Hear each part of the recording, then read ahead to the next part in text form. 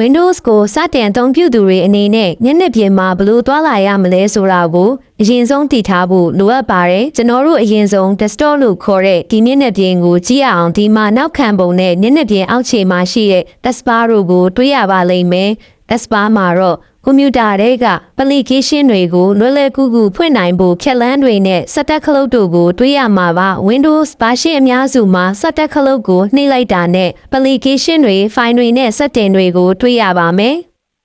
Windows 8ကိုသုံးနေရဆိုရင်တော့စက်တက်ခလုတ်ကိုနှိပ်တဲ့အခါစက်တက် screen ကိုပြန်ရောက်သွားပါလိမ့်မယ် file တွေနဲ့ folder တွေကိုကြည့်ဖို့အတွက်လိုအပ်တဲ့ file explorer ကိုလည်းဒီ taskbar မှာပဲတွေ့နိုင်ပါတယ်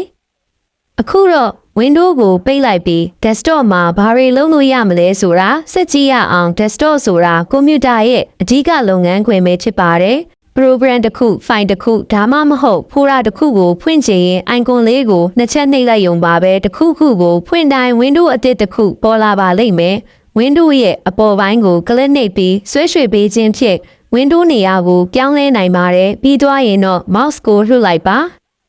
Windows အများကြီးတပြိုင်နက်တည်းဖွင့်ထားမယ်ဆိုရင်တော့ taskbar ပေါ်က icon လေးတွေကိုနှိပ်ပေးခြင်းဖြင့် Windows တစ်ခုနဲ့တစ်ခုကြားမှာလျင်မြန်စွာပြောင်းလဲအသုံးပြုနိုင်ပါတယ်။ Windows အများစုမှာညနေပြေပြည့်ဖြစ်အောင်ချဲနိုင်တဲ့ခလုတ်လေးတွေပါဝင်ပါတယ်။ဒီခလုတ်လေးကိုနှိပ်လိုက်ရင်ညနေပြေပြည့်ဖြစ်သွားမှာပါမူလအရွယ်အစားအတိုင်းပြန်ဖြစ်စေချင်ရင်တော့အဲ့ဒီခလုတ်ကိုပဲပြန်နှိပ်ပေးလိုက်ပါအလုပ်ပြီးသွားရင်တော့ညနေပြေအပေါ်တောင်းက X လေးကိုနှိပ်ပြီး Windows ကိုအလွယ်တကူပိတ်နိုင်ပါတယ်အခုဆိုရင် Windows ရဲ့အခြေခံတွေကိုတည်သွားပြီဖြစ်တဲ့အတွက် Windows ပေးထားတဲ့အကျိုးကျေးဇူးတွေကိုအပြည့်အဝစတင်ခန်းစားနိုင်ပါပြီ။